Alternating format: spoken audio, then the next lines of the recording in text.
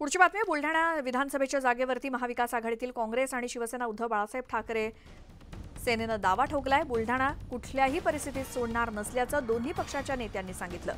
Ground लेव्हलवरती सर्वात जास्त काँग्रेसचं संघटन तसंच कार्यकर्ते सर्वात जास्त आहेत। याचं उदाहरण लोकसभेत काँग्रेसनं दिलेलं लीड आहे असं म्हणत बुलढाणा विधानसभेची जागा कोणत्याही परिस्थितीत सोडणार नाही असं काँग्रेसचे राज्य उपाध्यक्ष संजय राठोड यांनी म्हटलं।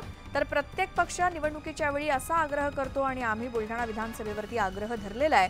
बुलढाण्याला आमचे आमदार होते, एखादा गद्दार निघाला तर बुलढाणा सोडला की काय आणि बुलढाणा शिवसेनेचा आहे असं खासदार अरविंद सावंत म्हणाले। त्यामुळे दोन्ही पक्षांमध्ये रस्सीखेच सुरू आहे।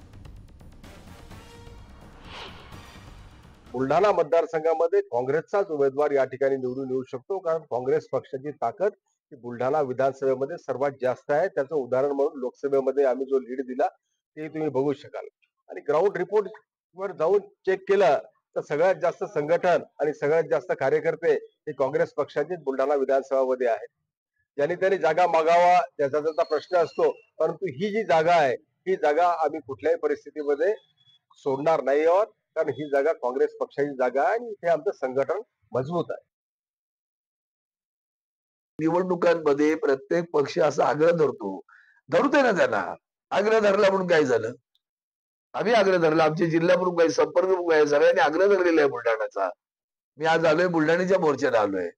बुलढाण्यात आमचे आमदार असं कायम होते, एखादा गद्दार निघाला म्हणून बुलढाणा सोडलं की काय? आम्ही बुलढाणा आमचा आहे, शिवसेनेचा आहे। शिवसेना उद्धव बाळासाहेब ठाकरे या पक्षाचा बुलढाणा आहे, एवढं लक्षात ठेवा। त्या पक्षाचा आमदार व्हायला पाहिजे। वर्ध्याच्या आर्वी विधानसभा मतदारसंघात महाविकास आघाडीत उमेदवारीवरून जुंपल्याचं दिसतंय। खासदार अमर काळे यांच्या पत्नी मयुरा काळे यांना उमेदवारी मिळवून देण्यासाठी सध्या काँग्रेस आणि राष्ट्रवादीकडून प्रयत्न केला जातोय। मात्र काँग्रेसचे नेते शैलेश अग्रवाल यांनी एकाच घरात 2 पदं देण्याला विरोध करत विधानसभेच्या रणांगणात उतरण्यासाठी दंड थोपटलेत आणि त्यामुळे महाविकास आघाडीत निवडणूक जाहीर होण्यापूर्वीच उमेदवारीवरून बिघाडी होण्याची शक्यता आहे।